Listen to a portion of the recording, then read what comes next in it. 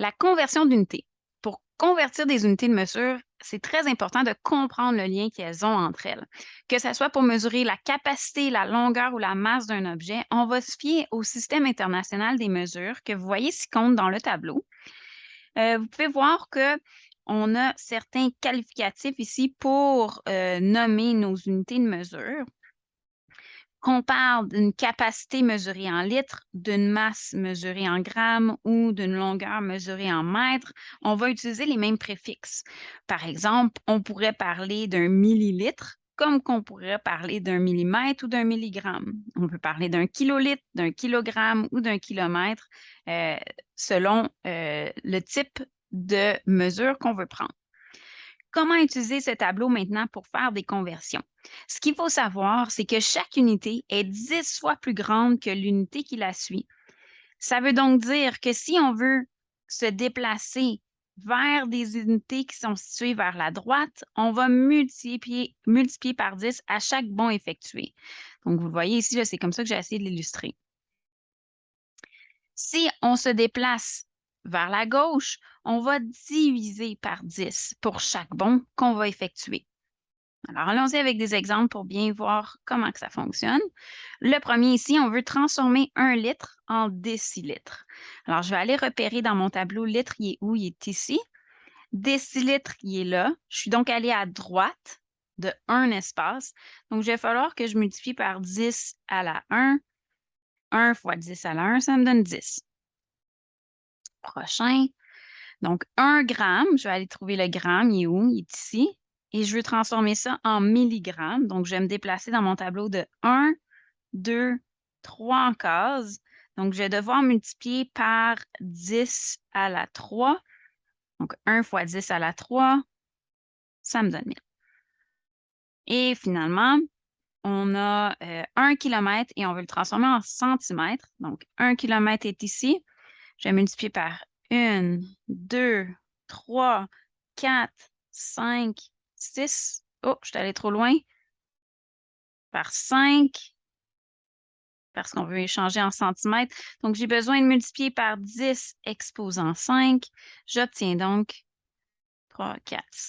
1, 2, 3, 4, 5. Donc, j'obtiens donc 100 000 centimètres. On va utiliser cette idée-là pour faire des conversions. Un autre exemple.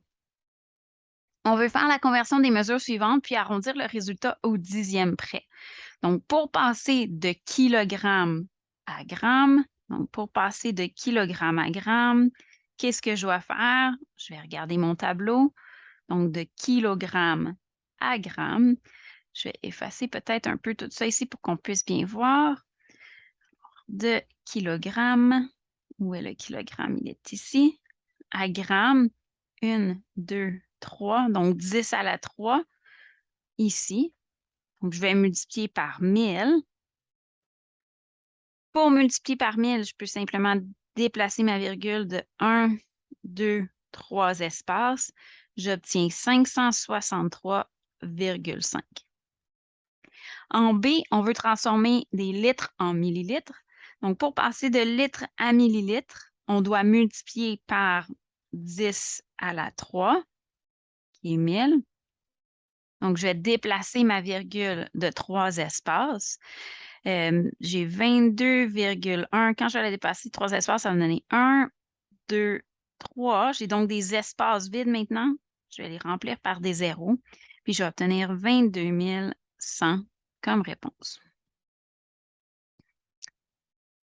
En C, on veut passer de millilitres à litres. Donc, si je vais voir dans mon tableau, de millilitres à litres, je dois 1, 2, 3 diviser cette fois-ci parce que je m'en vais vers la gauche. Je vais diviser par 10 à la 3 vu que j'ai fait 3 bonds.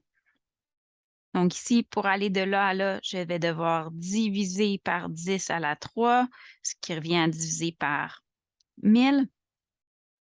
Donc, quand je vais effectuer cette division-là, on a 7, 8, 9. La virgule est ici, dans le fond, hein, on a virgule 0. Je vais diviser par 1000, je déplace ma virgule de 3. 1, 2, 3. Ma virgule serait maintenant ici. Par contre, la question me demandait d'arrondir au dixième près.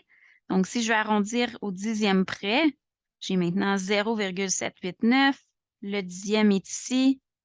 Chiffre suivant est 8, qui est plus grand que 5. Alors, j'obtiendrai 0,8 comme réponse.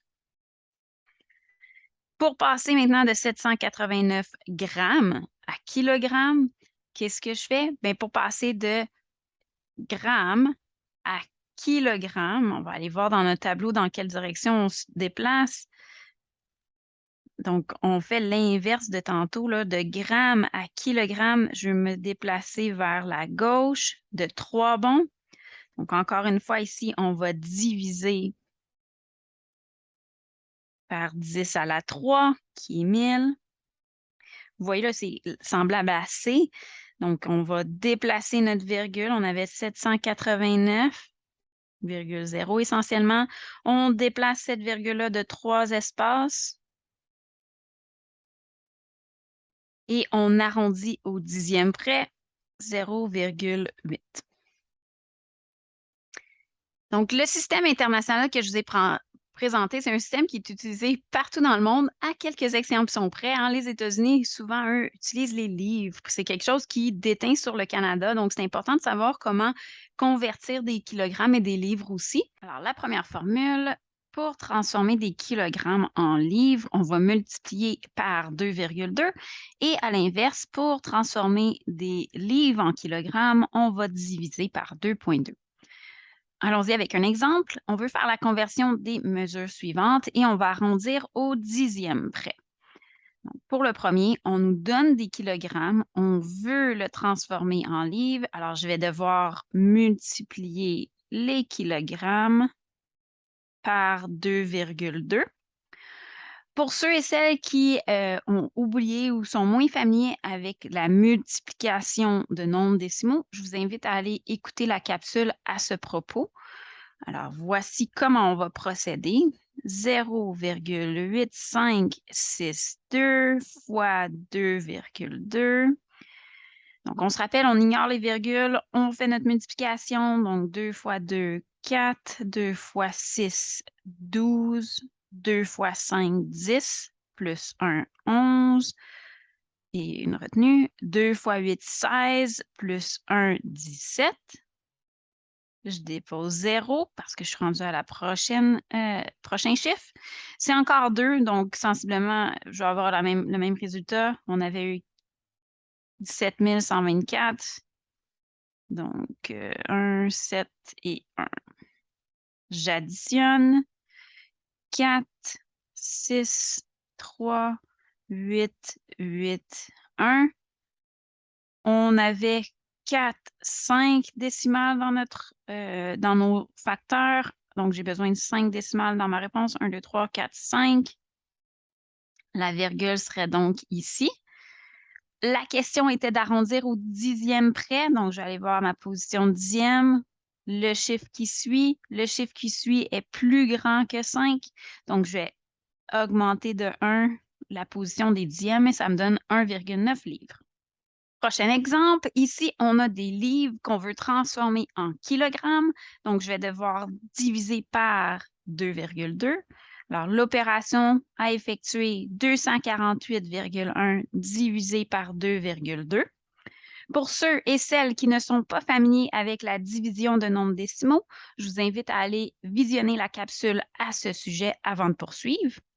Si vous êtes familier, vous savez qu'il faut éliminer les décimales dans le diviseur. Alors, je vais devoir multiplier ce chiffre-là ce nombre-là par 10.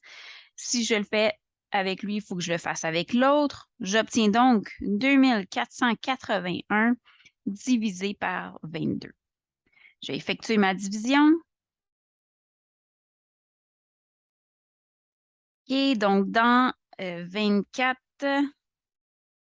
on peut mettre 22 une fois. Je descends le prochain. Dans 28, on peut mettre 22 une fois. Je descends le prochain. 61, 3, ça serait trop, donc je vais y aller avec 2. Okay, 44. 61 moins 44, ça me fait 17. 17 est plus petit que 22, donc mon diviseur est plus grand. Dans ce temps-là, je peux ajouter une virgule à ma réponse et multiplier mon reste par 10. 170, 22 rentre 6, 7 fois, je crois. Donc, 7 fois 22 me donne 154. 170 moins 154, 16. Faut pas que j'oublie que je veux arrondir au 10e près, donc je vais devoir poursuivre une dernière fois. 16 est plus petit que 22, donc je peux ajouter un 0 ici. Et puis, bien, je vais y aller avec 7 encore une fois, là, qui va me donner 154. Et voilà. Donc, moi, je voulais arrondir au 10e près. Je vais donc voir le chiffre qui est au 10e, 7. Le suivant est plus grand que 5, donc je vais obtenir 112,8 comme réponse. Un dernier exemple ici. On a 0,5 livres qu'on veut transformer en kilogrammes. Donc, on a des livres, on veut les transformer en kilogrammes. Je vais devoir diviser par 2,2. Donc, 0,5 divisé par 2,2. On élimine les décimales dans notre diviseur. Ça va me donner 5 divisé par 22. Donc, 5 divisé par 22. Le nombre que je tente de diviser est plus petit que mon diviseur. Donc, pour pouvoir mettre 0 ici, ça veut dire que je dois mettre une virgule dans ma réponse. Maintenant, on a 50. Alors, je vais multiplier par 2 mon 22. Il me reste 6. 6 est plus petit que 22, donc j'appose 0 et je poursuis. 2, encore une fois. 2 fois 22 me donne 44. Il reste 16 et j'arrête ici parce que je veux arrondir au 10e près. Donc, je vais voir le chiffre qui suit la position des dixièmes. Ce chiffre-là est plus petit que 5, alors 0,2 serait ma réponse. C'est maintenant à votre tour de tenter quelques exercices. Donc, en voici quelques-uns. Les réponses sont au bas du document, mais pour ceux et celles qui voudraient voir les solutions complètes, je vous invite à appuyer pause à l'instant et puis je vais dévoiler les solutions complètes à la fin de cette capsule. Donc, on appuie sur pause. Voici les solutions complètes. J'aimerais attirer votre attention au F. Il est un petit peu différent. Donc, cette fois-ci, on nous demandait de transformer des grammes en livres et non des kilogrammes en livres. Donc, moi, ce que je vous conseille pour quelque chose comme ça, c'est de premièrement prendre nos grammes, les transformer en kilogrammes en divisant par 1000. Et ensuite, on peut multiplier par le facteur de 2,2 pour transformer cette réponse-là en livres. Donc, voilà ce que j'ai fait ici. C'est ce qui conclut la capsule sur la conversion d'unités de mesure. J'espère que celle-ci vous a donné le coup de pouce dont vous avez besoin.